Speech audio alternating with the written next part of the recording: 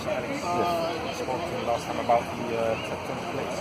Yeah, we did talk about it, yeah. So as promised, I went and I did a bit of research. I again found some really interesting stuff that I'm sure you'll be quite interested in hearing. Okay. Is that there's no contradictions in anything to do with, you know, the talk of tectonic plates and where it comes down to what scientists actually confess about them. I mean, and you know what we were speaking about in regards to pegs? Yeah. And you didn't like the use of the word peg. Okay. Right, so I did some research on that as well, you know, side by side. And, you know, it used an example. An example that I found as well was that a peg, imagine a peg being something that, because when peg came in my head, the word itself, I think of my mum's pegs that she hangs the clothes in the garden, for example. But, tent peg as well, where you hold down that's that's exactly where I was coming to. So a tent peg, now when you hit a tent peg into the ground, say the tent peg is that big, you get more than half of the tent peg is actually now under the ground, isn't it? Yes. So now and why is that? That's to keep it stable. That's to keep it stable. Now the rest of it is on top, and that now speaking now, let's go back to the main point. That's our mountain. Yeah. So that's our mountain, everything's underneath. Now the tectonic beliefs, and going in from that, is that the earth and the mountains, they shift both horizontally and vertically. Yes. And that it's, what I took from understanding from our speech yesterday is that it would be very, not yesterday, sorry, 2 weeks ago, was that it would be really, really obvious, and if I went back I could see the science and the proofs behind it, and I looked quite a bit because I looked quite a bit. I beg your pardon, it wasn't 1 week, it was 3 weeks. It was 3 weeks because I remember the first week you came back to me and I hadn't done my homework, and I apologise to you, I didn't do my homework. And I saw you last week you were busy. So, and in that last 2 weeks that I did research, there was nothing scientifically, apart from the people's claims, there was nothing scientifically that proved the amount that the earth actually moves, or the mountains actually move within the earth. Now, another point to make as well is that if there was any movement around these mountains in the earth, it would be something that scientists would only find after millions of years using the most in-depth, high-tech instruments. And it still hasn't to this day been proven scientifically. Tectonic? About in specific. But the Himalayas are a result of two plates crashing into each other. India crashing into. No, I don't mean that. Yeah. I mean specifically about the mountains now moving horizontally. It's very, very slow. Around that. It's so slow that of course, it wouldn't be something that we can even observe in our lifetime. But nevertheless, are you saying it doesn't happen then, that continents crash into another? You're saying that plate tectonics is... No, of course. If I was to say that, then I would either be arrogant or ignorant. No, but matter. What I am saying is that it's not something that we can observe to the human eye, number one. And number two, it's such small movements over such a small period of time that it's not something that would be even... it's not even contradictory to the Quranic text. You know, when we were speaking before, it was yourself that brought up, because I said to you, we saw it on the 55th chapter of the Quran. And I did read, I think I read something you told me. I can't remember. I think that was the one which asked me to believe. I think it was gives me choice. It has elements. So it's you presenting. It talks about all of the beauty and the signs and the miracles that God, Allah subhanahu wa ta'ala, has given to us in creation, and then it comments and it repeats itself many times. God repeats himself many times, saying, yet the people, they still deny it. So I don't know if it was that you saw. Well, I read what you told me to read. So I then went back to the Quranic verses to see what the Quran had to say about this, and see what my Lord, who I believe is Lord, has to say about this. And so what I found, that Allah may be exalted says, in Surah Al-Hijr, and the earth we spread out and placed therein firm mountains. Surah Al-Anbiya, and we have placed on earth firm mountains, lest it should shake with them. In Surah Al-Naba, have we not made the earth as a bed and the mountains as pegs? And I'm guessing that was probably where you derived it from. It's not scientific. I mean, with respect, it's not scientific. It's a poetic interpretation of What's the world. not scientific? Well, the mountains aren't pegs. They're not holding down anything. They're just a result of two plates crashing into each other, and one goes under the other. Okay, So now we're and the talking mountains about, come up, right? So we're talking about cause and effect now, right? We're talking about the fact that the mountains aren't pegs, essentially, and all I'm saying is that the Quran is very poetic and it's a way of interpreting the world, but we know now that mountains don't hold the earth down. They're a result of the crust, which is in different plates, moving around on top of a molten core. Okay, and that's how the world. Originally, Africa and South America were one landmass, and the Earth was all one landmass. They call it Pangaea. Okay, and over millions of years, because of the shifting of the plates, it's spread out. The land masses are spread out, and we have the continents that we know today. Good question. That's the word Pangaea, the continent Pangaea. Yes. Is there anything to do with the term Pantheist? It means all. Pan is the Greek word for all, so I guess it would say it's all together. So that's interesting. Yeah. Sorry to cut you. I just No, it's panoramic, all view. So the word pan means all. Right. So the Greek god Pan is the god of everything. He's the goat, the nature god. Right. And the Christians took the idea of the goat and turned him. They took the Greek idea of Pan and turned him into the devil. So there was no real concept of the devil having horns and cloven hooves, and even in the Bible it's not in there. But later, and the trident probably comes from Shiva. So it's a mix of it's everyone's enemy's god becomes the devil. It's tribal. If you have two tribes, their god is the devil, and vice versa. With Islam, we don't say that. We don't say that their gods are devils. Maybe you don't, but it's often the case. Okay. Tribally, it used to be the case. So, maybe in Islam. Okay, so just like to reach some kind of assertion on the matter of the pegs, whatever else. Where's the scientific proof? Now, you'd have to really go to the Natural History Museum for them. That would be a good thing to do, is go to the Natural History Museum and actually look at the evidence there, rather than me, who isn't an expert on it, but did this, pretty early on in school. But it's not a study. It's not something I studied. It was a claim, with all respect. It was a claim. I think it's proven scientifically, but I can't stand here and prove it to you. Your best bet is to go somewhere that. Like the Natural History Museum, and look into it there, or talk to someone who's involved in geology to really check it. But it's pretty common knowledge. I don't think we need faith to understand science. I'm not a scientist, but I can see that these things make sense. Then there's not pegs involved. I think the Quran is a very poetic and beautiful book in places. So let's just take the word peg. Take that in context, the word peg. And I know you want those mountains to be pegs. I will run wherever Allah subhanahu wa ta'ala wills. It doesn't mean that. It doesn't mean you can't believe in. It doesn't mean you can't believe in your God. I'm not here to speak about my argument. But I'm just saying. I'm here to be educated and take. Well, and I can't educate you on geology and plate tectonics to a high level. Nor did I. But we have our experiences of what we've learned. And I think we're just going to disagree. But one thing I will say, and the reason, upon what we're speaking about now as well, in addition to that, is the reason why I went and asked you to go and read over Surah Al-Rahman is because Allah subhanahu wa ta'ala speaks about a lot of science, a lot of biology, a lot of geology, and it pertains to what? It pertains to whether these things actually happen or not, and then pondering upon that. And it was Allah subhanahu wa ta'ala who brought these things down. And as we spoke about last time, about the technologies, like for example, I don't know if we did or not, I'll have to refer back to this video, but about embryology, for example. The embryology. Remember? Yes, we did. And then, which has been talked about a lot before Islam. However much it's been spoken, and that's when you said to me, go and look at, what's the geezer's name? Aristotle, I think, talked about I've got it on my Hippocrates. Hippocrates. Yeah, where the Hippocratic oath comes from, and medicine, you have to take it. So where hypocrite come from? I don't know, actually.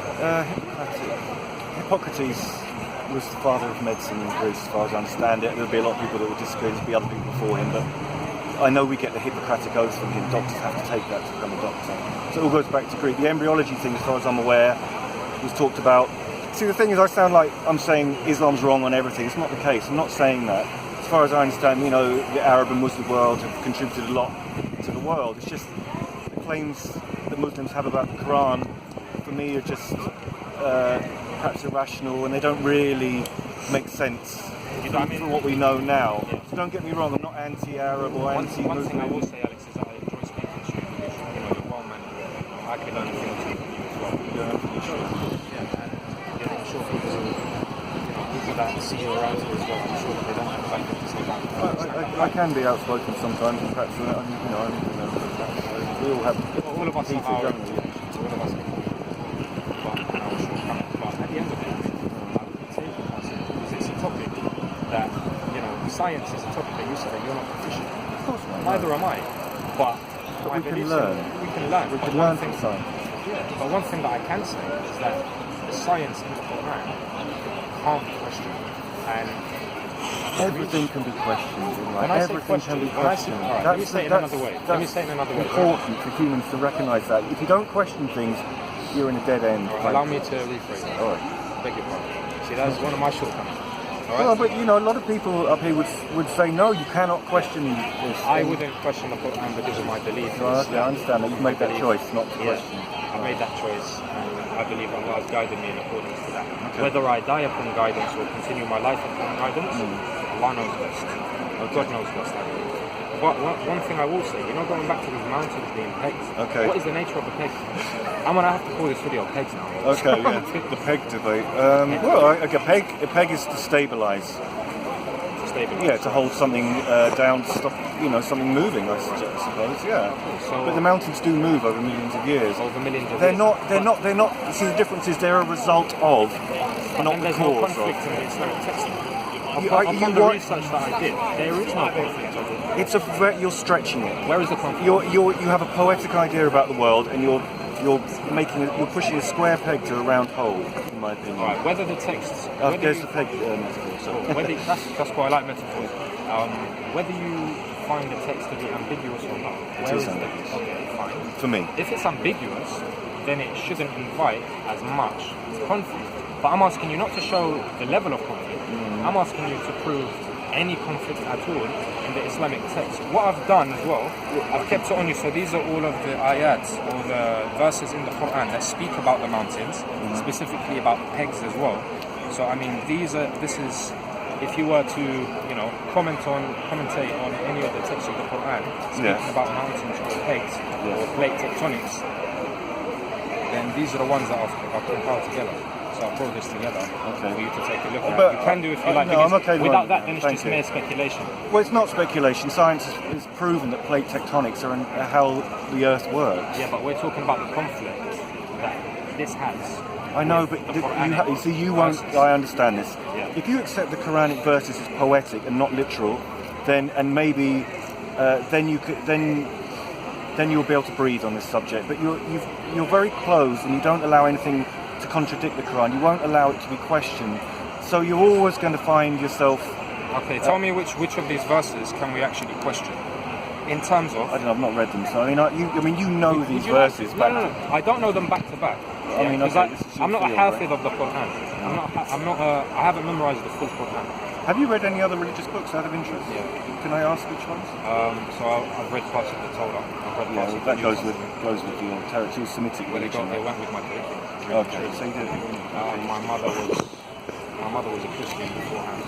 Okay. What about anything outside of the Middle East? Have you read the poetic Edda, the Norse religions? No. Okay. Have you read the Bhagavad Gita? That's the Bhagavad Gita is the Hindu book.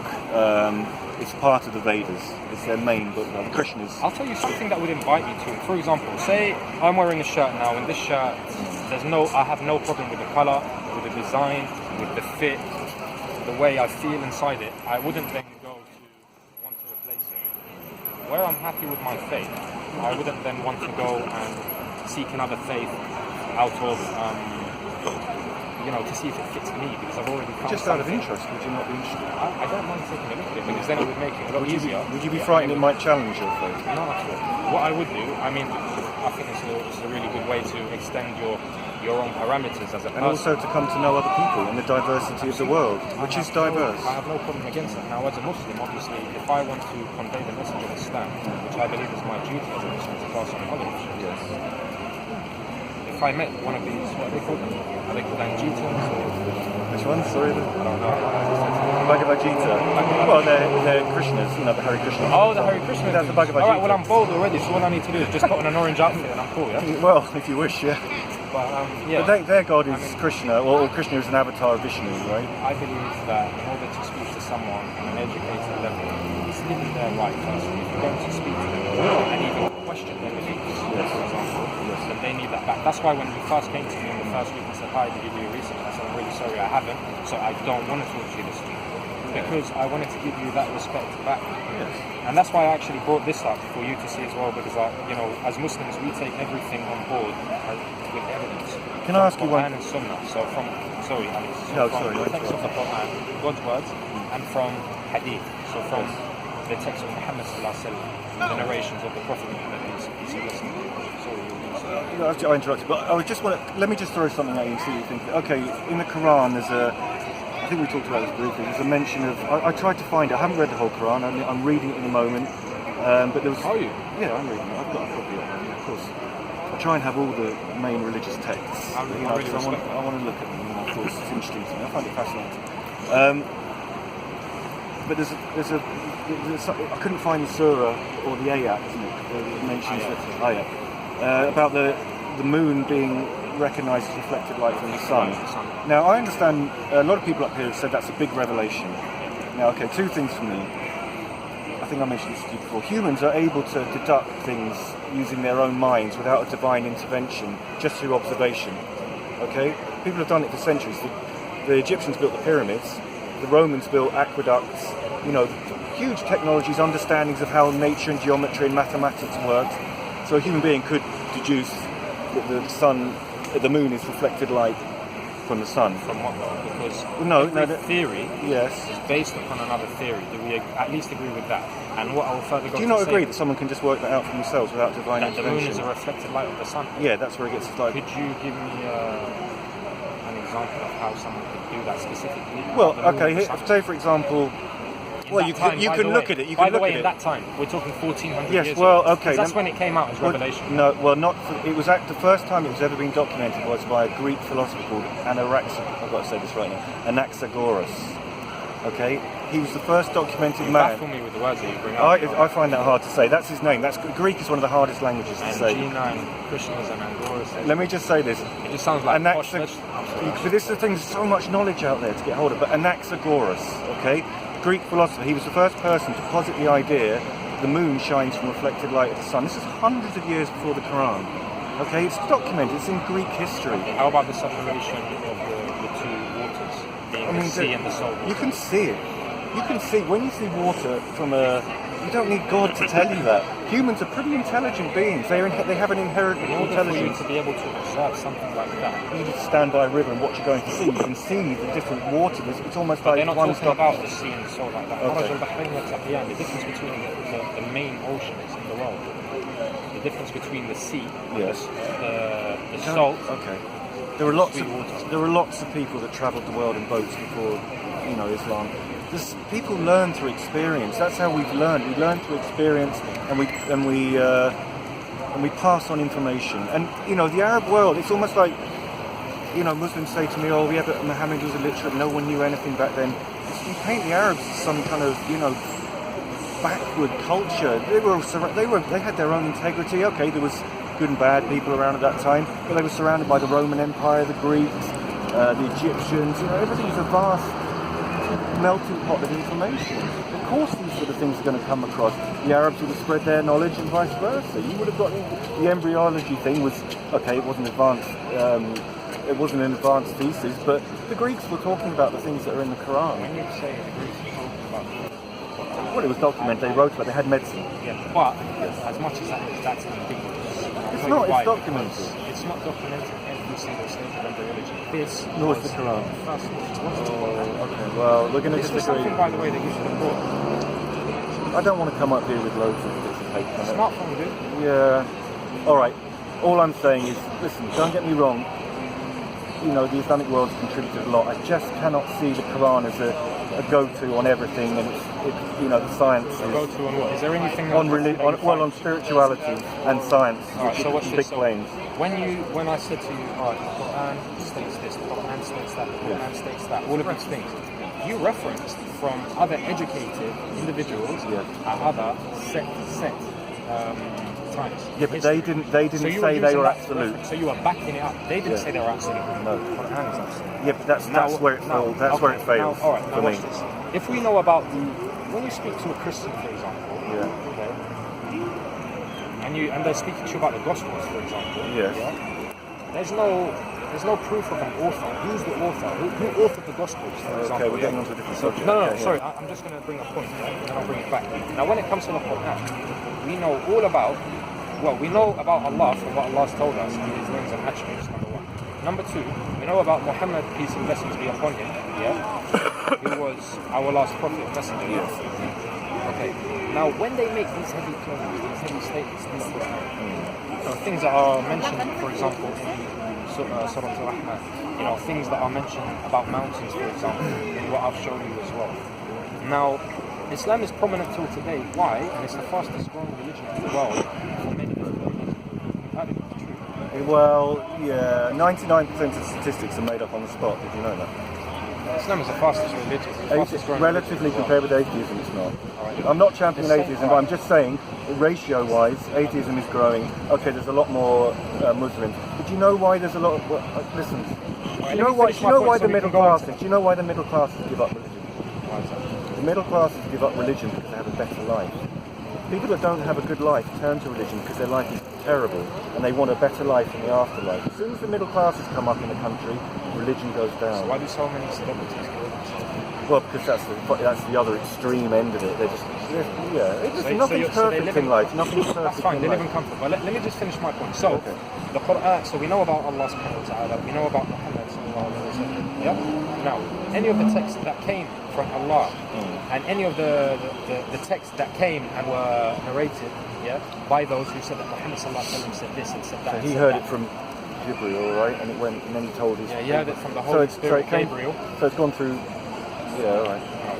So, does it say that in the Quran? He heard it from that Gabriel was the Holy Spirit, yes, and that Gabriel went to Muhammad Sallallahu Alaihi Wasallam, and in Hadith as well. Now, all of these heavy statements, all of these heavy statements that are made, if there was anything incorrect in it, Islam would crumble. The same way, with all respect, that Christianity crumbles here and now today. When all you Islam need to will crumble.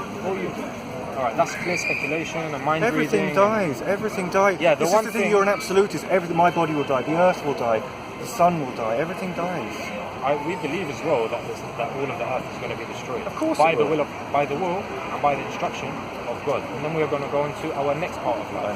I know that's your faith. You know what, and that's my faith. Now, there's no way that you can prove it not to be. The only way that I can prove it to be is to bring you to the text of the Quran and say, look, this is the author that made these statements, like what I was actually going to use before my last point. Yes. There are no contradictions in the text that this author came down with. Now, when we go to the Hadith, there's a narrative chain, there's a chain of narration that leads back to Muhammad, peace and blessings be upon him, saying what he said. Is it absolutely well, say for example, you ask someone what did he say, he said, oh, my grandfather said he said this and so on. It's absolutely, you go to trustworthy people. Thank you very much. But can I just say one thing? You can be the most trustworthy person in the world. And you seem like a trustworthy person in the world.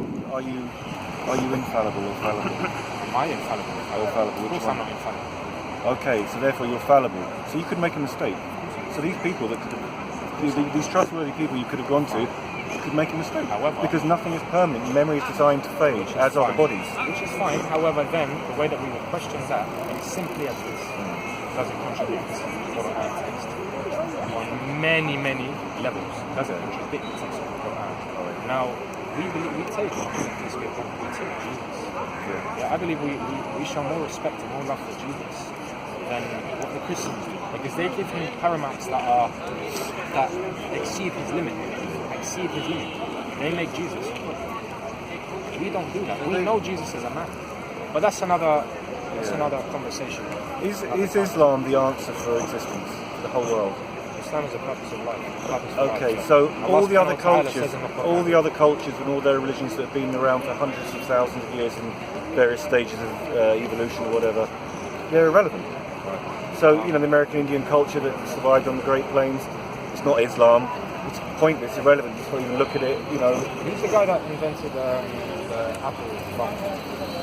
Steve Jobs. Steve Jobs. Yeah. Is that the guy? Yeah, Steve Jobs. Yeah. Steve Jobs made the iPhone 1. Yeah. Put it in a box, cardboard box. Yeah. Comes with an instruction manual, charger, and headphones. So you buy it, you take it home, you open it up. Yeah. For those that they go to the T whenever it comes to instructions, they will take out the instruction manual instead of dashing it on the side of them, just getting onto their iPhone, and it will tell them what to do and what they need to do. That's their user guide, user manual. Yeah. Yeah. Then iPhone 2 came out. Yeah, Slightly okay, more advanced. 3, you. 4, 5, 6, 7. I don't know what we're on now. Okay. 7 or, yeah. So you think God expresses himself through different cultures at piece at a time?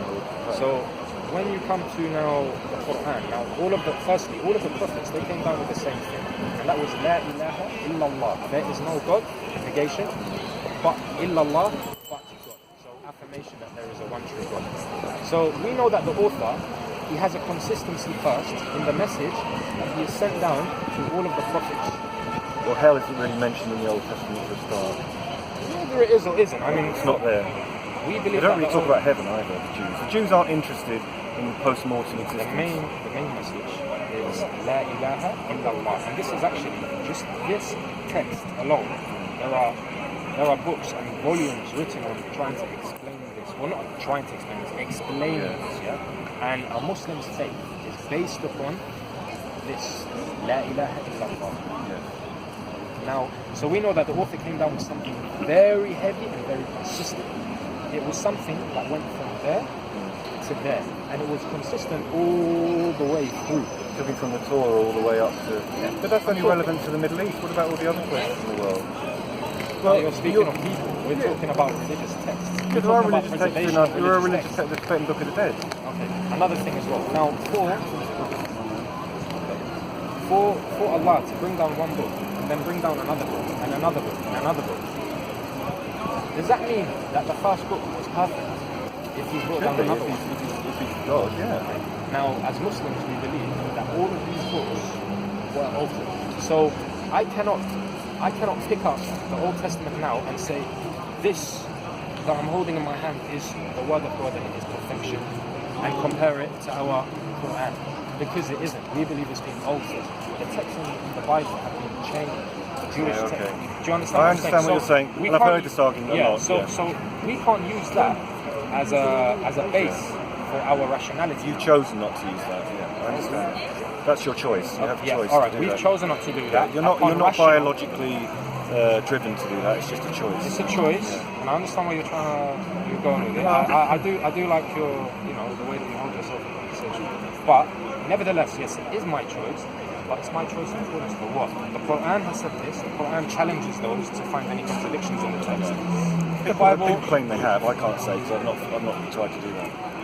Lots of people have claimed to have found contradictions. I can't back that up. Okay. Now, if we go back to Alice, for example, do we thank Steve Jobs alone, for example, just for? By the way, I'm just progressing with something else now. But you're smart enough to know. We've gone off on I something. know. It's all right. It's good though. It's interesting. That's what it's about.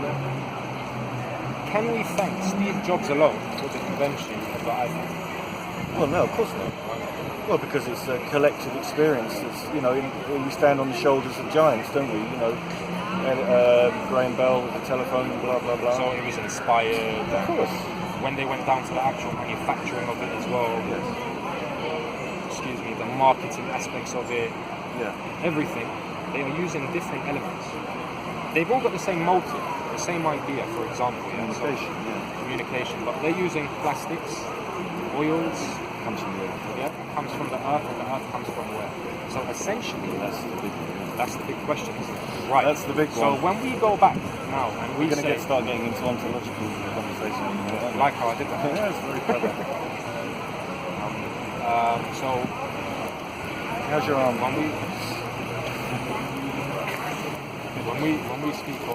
When we go back and say, all right, Hippocrates. Yeah, Hippocrates said this. It was a great step forward. The Greeks did a lot for the world. I'm sure he was a very smart man. Because they didn't lock themselves. They didn't lock themselves in absolutes. They were always open to new. Well, not all of them, but the whole point about philosophy and science is constantly questioning. It doesn't go. That's the answer. Shuts the door. That's why. There's been a lot of technological advancement and philosophical advancement, and also the middle classes have come up. And there isn't this great divide from the rich and the poor, because people have learned to think. And I often think that, this is a bit of a harsh statement, forgive me for saying it. I think a lot of, the Middle East perhaps hijacked itself a little bit, because it's been, there was some great science involved in the Renaissance, I understand, with Islam, and it was very, it's right at the forefront. I promise you, you won't need to tiptoe with me around that matter. All right, with but any I'm just Muslim saying. Furthermore, because Islam, Yeah, our flag... it stopped itself progressing. You've held yourself back. I understand that. Now, You don't produce anything in the Middle East. You just give oil out, and it's a shame because it's so rich, such a rich culture. I believe, without giving any names, that a lot of the countries that are identified as Middle Eastern countries, their governments are sellouts. Yeah, well, I agree. The whole Western... Whether I'm a Muslim or a pantheist or a Jaina, I don't know if I am a pantheist, can I just say... labels are difficult. Or a Krishna.